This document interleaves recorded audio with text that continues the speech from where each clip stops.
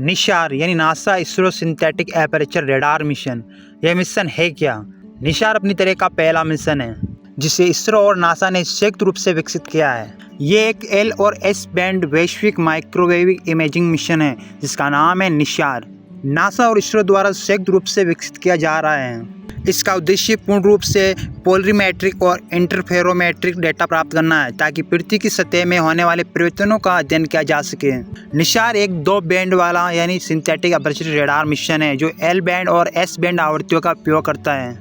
L band यानी 1.25 GHz 24 semi पर काम करता है और ये वनस्पति मिट्टी की नमी और महासागर के अध्ययन के लिए उपयोगी है। एस बैंड यानी 9.6 सेमी पर काम करता है और ये भूकंप, ज्वालामुखी और भूस्खलन जैसे भू आकृतिक प्रक्रियाओं के अध्ययन के लिए उपयोगी है। निशार में खास क्या है?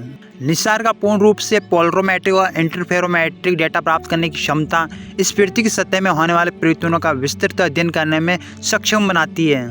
पॉलीमेट्रिक डेटा ये रेडार तरंगों के ध्रुवीकरण का विश्लेषण करके सतह की विशेषताओं जैसे कि वनस्पति का घनत्व और प्रकार के बारे में जानकारी प्रदान करता है। इंटरफेरोमेट्रिक डेटा ये रेडार के 2 या 2 से अधिक सेटों के बीच अंतर का विश्लेषण करके सतह की ऊंचाई और विरूपण के बारे में जानकारी प्रदान करता है। इस मिशन की खासियत: निशार का अद्वितीय दोहरा बैंड वाला सिंथेटिक एपर्चर रेडार उन्नत नवीन स्वीप सार तकनीक का उपयोग करता है जो उच्च रिजोल्यूशन और बड़े क्षेत्र की तस्वीर प्रदान करता है। निशार मिशन निशार हर 12 दिनों में द्वीपों, समुद्री बर्फ और चुनिंदा महासागरों सहित वैश्विक भूमि और बर्फ से ढकी सतहों की तस्वीर लेगा। निशार का प्राथमिक उद्देश्य है कि अमेरिका और भारतीय वैज्ञानिक समुदाय की साझा हितों के क्षेत्रों में भूमि और बर्फ विरूपण, भूमि पारिस्थितिक तंत्र और महासागरीय क्षेत्रों का अध्ययन करना है। निशार मिशन से क्या मदद मिलने वाली है?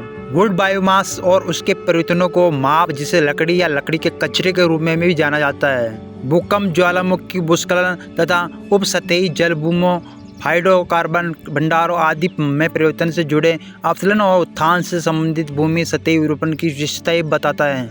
आर्द्रभूमि के विस्तार में परिवर्तन को समझना, ग्रीनलैंड और अंटार्कटिका की बर्फ की चादरों, समुद्री बर्फ और पर्वतीय ग्लेशियरों की गतिशीलता का मानचित्रण करना। यह अंतरिक्ष यान इसरो की L3 के संरचना के आसपास बनाया गया। इसमें 2 प्रमुख पेलोड अर्थात एल और S band synthetic aperture radar है।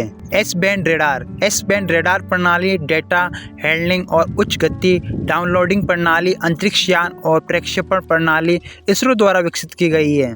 एल बैंड रेडार प्रणाली उच्च गति डाउनलोडिंग प्रणाली, solid state recording, GPS receiver, 9 metre boom hoisting और 12 मीटर रिफ्लेक्टर नासा द्वारा प्रदान किया गया है। इसके अलावा इसरो उपग्रह की कमान और संचालन का ध्यान रखेगा। नासा कक्षा संचालन योजना, रेडार संचालन योजना प्रदान करेगा।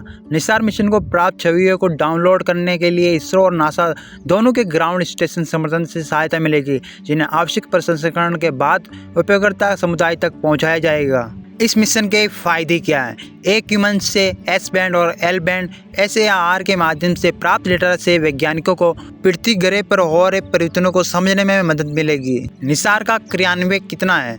जटिल पेलोड और मेनफ्रेम प्रणाली को 8 से 10 वर्षों की अवधि में डिजाइन, विकसित और योग्य साकार किया गया है। निशार मिशन के चरण: प्रक्षेपण चरण, तैनाती चरण, कमीशनिंग चरण और विज्ञान चरण। प्रक्षेपण चरण: निशार को 30 जुलाई 2025 को इसरो के सतीश धवन अंतरिक्ष केंद्र से GSLV F-16 प्रक्षेपण यान के जरिए प्रक्षेपित किया गया, जिसे श्रीहरिकोटा उच्च ऊंचाई रेंज भी कहा जाता है। यह भारतीय प्रायद्वीप के दक्षिणी पूर्वी तट पर श्रीहरिकोटा में स्थित है। तैनाती चरण: निशार उपग्रह में 12 मीटर व्यास के एक बड़ा परावर्तक लगा है जिसे JPL यानी नासा द्वारा डिजाइन और विकसित किया गया। जटिल बहुउद्देशीय तैनाती योग्य बूम द्वारा उपग्रह से 9 मीटर दूर कक्षा में स्थापित किया गया। कमीशनिंग चरण: प्रक्षेपण के बाद पहले 90 मिनट तक कमीशनिंग या इन ऑर्बिट चेकआउट के लिए समर्पित होगा, जिसका उद्देश्य वेधशाला को वैज्ञानिक कार्यों के लिए तैयार करना।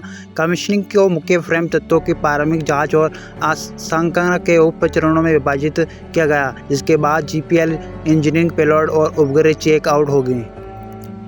विज्ञान संचालन चरण: वैज्ञानिक संचालन चरण कमीशनिंग के अंत में शुरू होता है और मिशन के जीवनकाल के अंत तक चलता है। इस चरण के दौरान वैज्ञानिक अवलोकन के साथ टकराव से बचने या उसे कम करने के लिए नियमित संचालकों के माध्यम से वैज्ञानिक कक्षा को बनाए रखा जाएगा।